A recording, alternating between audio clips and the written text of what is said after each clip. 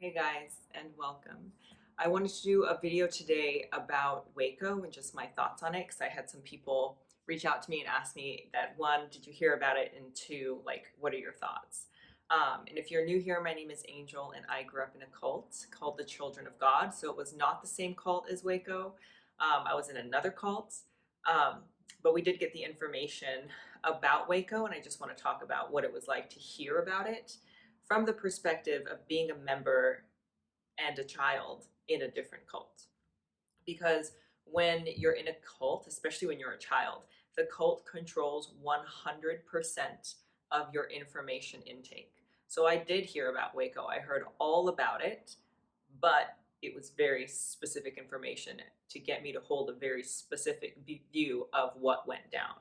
And if you don't know what Waco is, then pause this, find out. It's a town in Texas, but what I'm talking about is when the government came in and they like lay siege to a compound there for I believe it was over 50 days, like 51 or 53 days. And spoiler alert, everyone dies and they set fire to the commune. Um, they did get some people out first, but it was really intense. And hearing about it as a like 10-year-old in another cult was super intense because what they do is they chop up the information. So this happened in 93, so I was 9. Was I 9? I was 8. And I didn't hear about it until I was like 10 years old. So by that time they had all the information. They waited till they got like a proper view of it, and then they started sending out documentaries. But what they were just like spliced up news segments, and then they sent out those videos to everyone in the cult. And so I absorbed it as real news because it was real news clippings, but they had just patched it together in a certain way so that I would receive very specific information. So the Waco siege happened in 93. Our cult, and I think this had a really big thing to do with it, our cult lived in big communes like that. And in 95, we all split up into smaller communes. Two reasons. One, we were being raided all the time by the police because we were easy to find in various countries. Two, because of stuff like this. So, our leadership, and I'll find something to link up here about our leadership, but the leadership of our cult was always in hiding. And whenever something like this would happen, they would be like, this is why we can never come out of hiding, because if they catch us, they'll kill us. And that's why we need every member of the cult to be always like on guard, hyper aware, be willing to lie to authorities at any time, and just have your story always set straight. Because if they catch you in a weak moment, they can come and kill you and your family. And so that was the messaging that I got.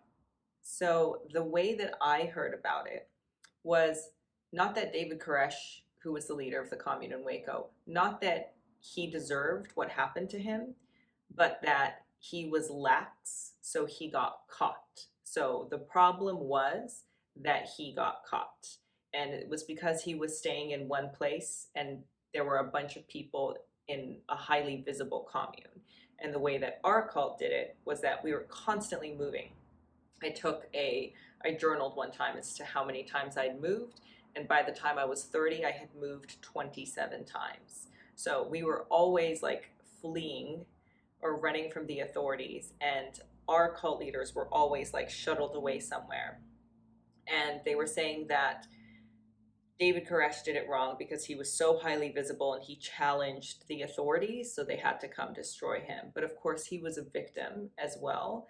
And like at the end of the day, I think that this is a really good thing because it highlights how confusing it is. Because on one hand, you can look at it and be like, yeah, they were literally minding their own business. There were a commune in the middle of nowhere. They weren't harming anybody except for the people inside. But the government came in and used military force, which is excessive and they shouldn't have. But then what was their other option? Was just to let this commune exist because like he was abusing children, he was marrying child brides. And watching it now as an adult and having the information that I have, it does make me understand why nobody came to save me, because there is a point in the healing journey where I spent some time being like, why didn't anybody come? Like, why did no one come to save me? Why didn't the cops come?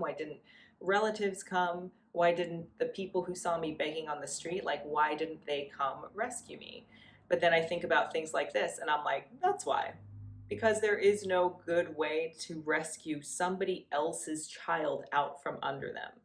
So it makes me feel a little bit more compassionate towards the people who I used to like have a guard up against or just be like, you knew this whole time that I was in a cult. It kind of blurs the line of personal responsibility versus government responsibility because I think the government was trying to do a good thing and they ended up killing everybody. And I think that the cult leader and everyone in the commune were also trying to do a good thing, as in just like live their lives, not bother anybody. But they were also doing a bad thing by abusing children and making them hyper aware and really scared and having total control over human development, which is the same thing that my cult did, total control over human development. And I think that the most detrimental thing is when somebody else controls the narrative. Because the narrative that I got watching this, the one of the things that I thought was super crazy was that the thing that stands out when I think of Waco is that an ATF guy shot himself in the foot as he was climbing the ladder. Like that's the first thing that comes to mind for me. And it's because the way that I received the information was that they were like, well, this whole thing can be summed up that the government is at fault and this is how stupid the government is. Watch this ATF agent. So there's this one ATF agent who's climbing and halfway up he realizes his gun's gone off in his holster and shot him in the foot and he climbs back down the ladder. And when I was watching it last night, I was like, why didn't they show the ATF agent? And then I was like, oh, because that wasn't news. That was the news that I got because they were trying to get me to view the government in a certain way. And then what else? Oh, the guy who was shot, spoiler alert if I haven't said that already, there was one guy who was trying to go into the commune who was shot. And they show that on Waco, but what they don't show is that they left his body out there. So he was shot near a fence, I guess, and his body like got tangled up in the fence. And then they just left his body there for a couple of days. I don't know how long, but the information that I got, that again was all spliced up, was that look how horrible the government is. First of all, they're coming in shooting themselves in the foot because they don't know what they're doing. Secondly, they're killing people's family members in front of them and then leaving them there out to rot. So these family members have to watch their kin, like their family, they have to watch them rot, and that's what the government wants for you. I also heard about the whole food thing because, of course, every commune, ours did as well. You hoard food, you wait for the end of the world, you wait for this government siege thing. So I know that they had food, but I also know that they were starving, and I know that the government was in the laying of siege. They weren't giving them food. So that was the other thing. Is like, look, the government wants you to starve and die because they hate you. And this is, I don't know if they'll show this later because I'm only 4 episodes in, but I do know that they set up a really big barrier for the press. I don't think that they showed it in there. And again, this is all the information that the cult wanted me to have, is they took the press and they made, I think it was a couple miles of barrier. Maybe it was a mile, but they put the press far enough away that they couldn't really see what was happening, which was another thing of like, look, the government hates the truth. They don't want anyone to see what's happening. And they might start showing this now in the Netflix series. Again, not there yet. But they also drove trucks around, like playing sounds of torture. And I think they specifically said they played rabbits dying. And so they just blared that all through the night so that the kids and everyone in the commune was really scared. And it kept this like heightened feeling of terror. And I cannot imagine how scary it would have been to be in that commune with no way out because you have no one to call. Being raised in the cult that I was in, cops are not good. You don't call the cops when something goes wrong. When you see cops, you hide. Like, if the cops find you, Waco happens. If somebody finds you, they will kill you, they will kill your whole family, you're all going to die a horrible death, but you need to do it for Jesus. So then as a child or as a member of the commune, your whole goal is to not get caught. And one of their main things with this whole David Koresh and Waco thing was like, this is what happens when you get caught. So the way that I received it as a child was just, let me get super, super intense about my security, my hyper awareness. Let me find out who's following me home. When somebody asks questions, they're allowed to a certain point. But then after that, they might be an agent. They might be You know, we had so many conspiracy theories of like there might be FBI agents or, you know, MI6 agents who are trying to secretly join the cult so that they can find the leader and take us down.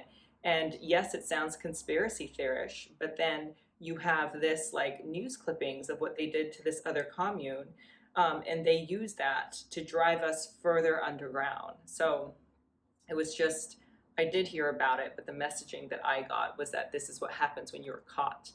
And that's why we're so intense. That's why we have super intense rules. That's why you're never allowed to leave the commune without permission, or you're never allowed to leave alone, and all that crazy stuff. So there's a lot more. I'm going to continue going through the series. Also, if you're interested in this, let me know below and then click like and subscribe so that I know you're here and that you're watching. And if you have any specific questions, ask me because I want to answer them.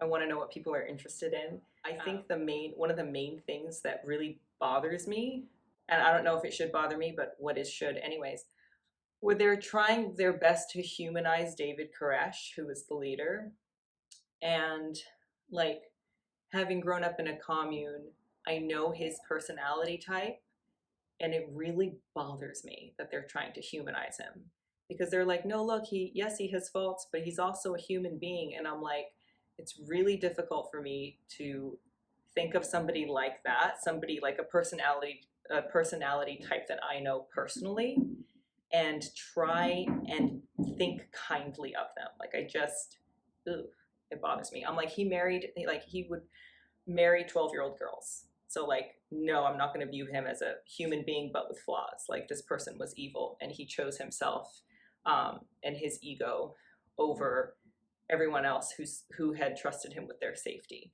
But I think that they do a good job of showing the amount of ego that is in the room with like the FBI, the negotiator, the ATF, because they're also making decisions about human life based on their ego.